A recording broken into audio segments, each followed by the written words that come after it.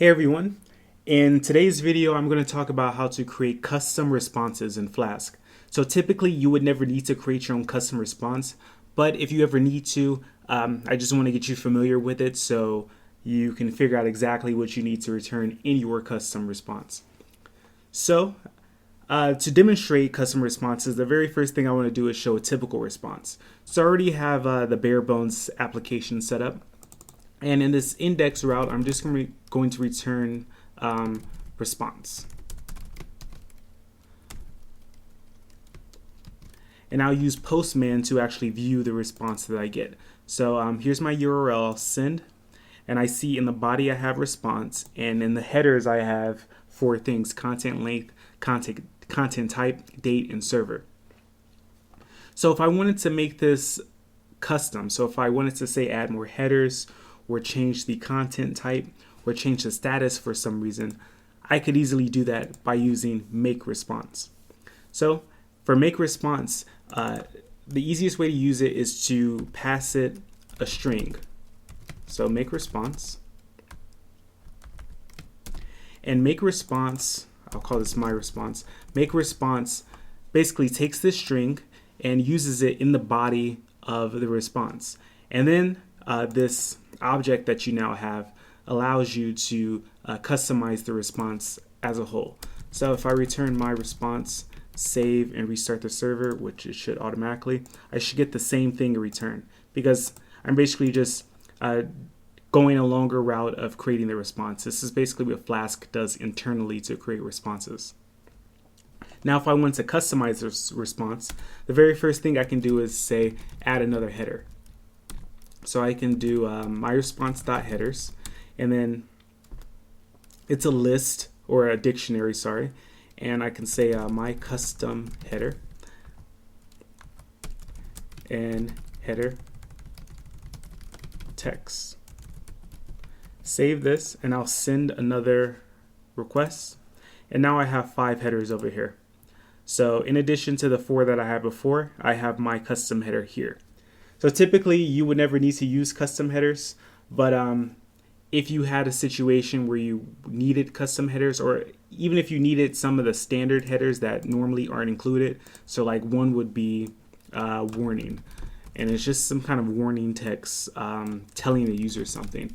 Another is age, telling the whatever is initiating the request how long the data has been stored in the cache. Stuff like that. But it's the same process for any header that you want to create. It's just use the headers dictionary, add the header, and then put the text of the header here, and you'll see it in the list of headers. Another thing you can do is easily customize the response code. So I'll say status code, and I'll just give it a number like, let's say 403. 403 should mean unauthorized, I believe. So I'll send the request again, and I get a 403 forbidden over here. And Postman explains what that is. But basically, I can change the status code to be whatever I want. So 403 is a real status code. 7,564 isn't, so let's see what Postman says.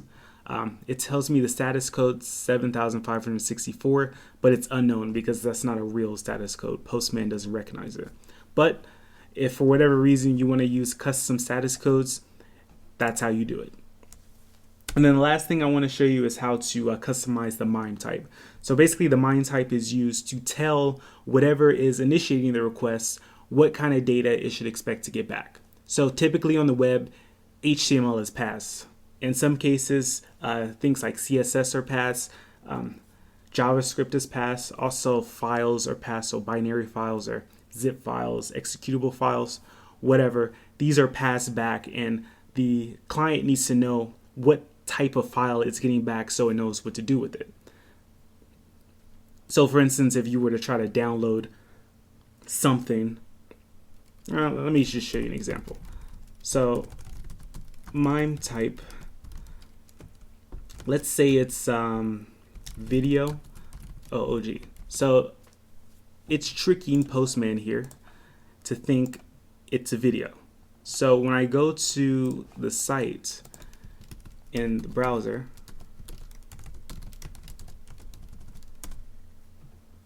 it tries to play a video because it thinks there's a video on this page. There isn't one, but it thinks there is because you customize the mime type.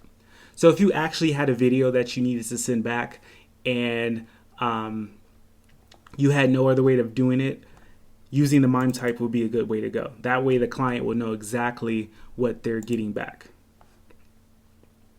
So those are the ways I wanted to show you that you can customize your response. Like I said, typically this won't be necessary, but you never know what situations you'll come across when you're developing your applications.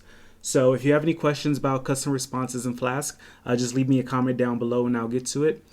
If you like this video, please give me a thumbs up. And if you haven't subscribed to my channel already, please subscribe. So thank you for watching this video and I will talk to you next time.